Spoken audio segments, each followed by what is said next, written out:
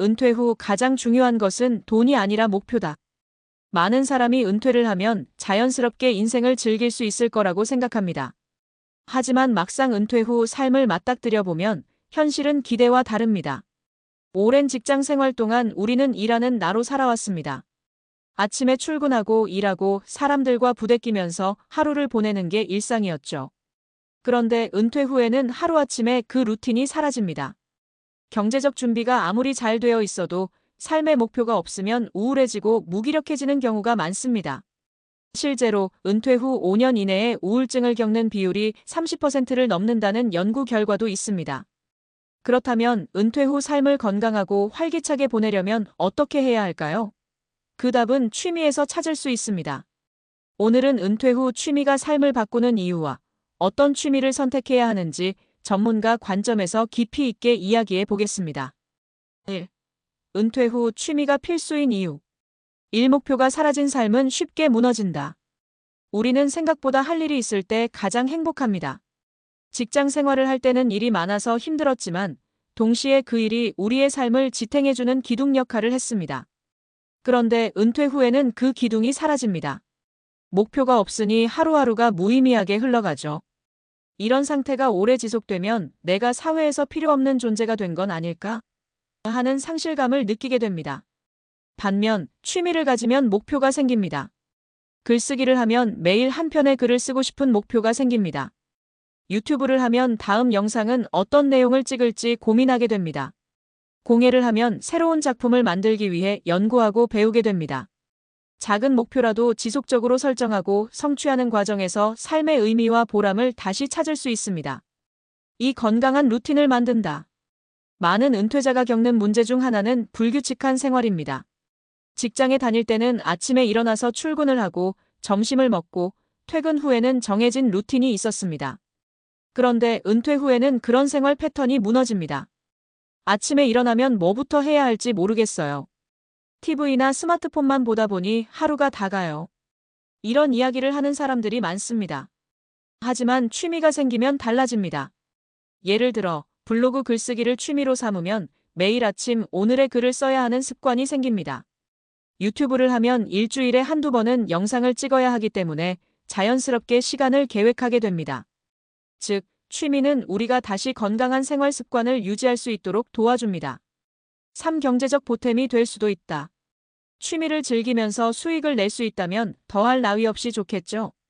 요즘은 취미가 곧 부업이 되는 시대입니다.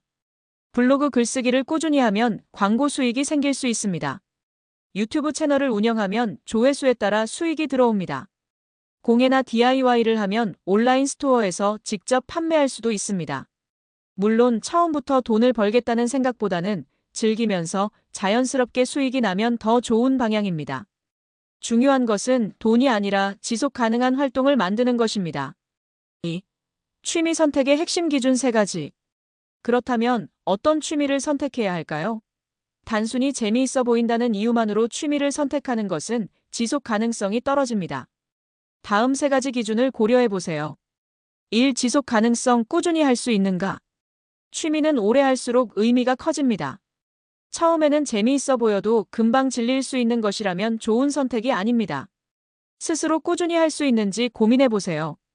예를 들어 헬스를 시작한다고 해도 내가 매주 꾸준히 갈 수 있을까? 를 생각해 봐야 합니다. 유튜브를 시작한다고 해도 내가 계속 영상을 만들 수 있을까? 를 고민해야 합니다. 실제로 은퇴 후 취미를 시작했다가 금방 포기하는 사람들이 많은데 그 이유는 단기간의 열정으로 시작했기 때문입니다. 지속할 수 있는 취미인지 신중하게 선택하세요. 이 성장 가능성. 배울 것이 있는가? 취미는 단순한 즐거움이 아니라 새로운 것을 배우는 과정이어야 합니다. 인간은 성장할 때 가장 행복합니다. 예를 들어 글쓰기를 하면 시간이 지나면서 문장이 더 정리되고 점점 더 좋은 글을 쓸 수 있습니다. 공예를 하면 처음에는 단순한 소품만 만들지만 점점 더 복잡한 작품을 만들게 되죠. 배움이 있는 취미는 시간이 지날수록 더 가치가 커집니다. 3. 사람들과 연결될 수 있는가? 은퇴 후 가장 큰 문제 중 하나는 사회적 관계가 줄어든다는 것입니다.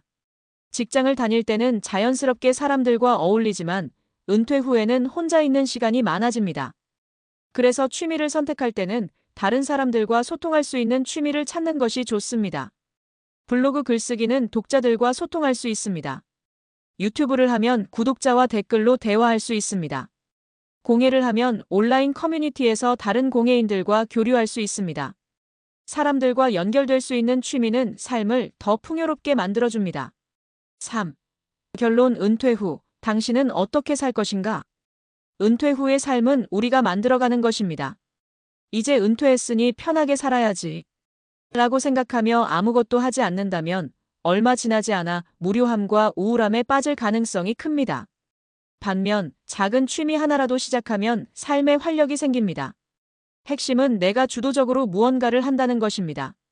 지금 이 글을 읽고 있는 당신에게 질문을 드립니다.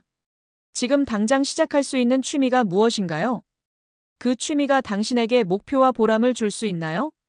그 취미를 통해 새로운 사람들과 연결될 수 있나요? 만약 떠오르는 것이 없다면 오늘부터 하나씩 시도해 보세요. 은퇴 후에도 우리는 여전히 성장할 수 있고 새로운 인생을 만들 수 있습니다. 당신의 제2의 인생은 지금부터 시작입니다.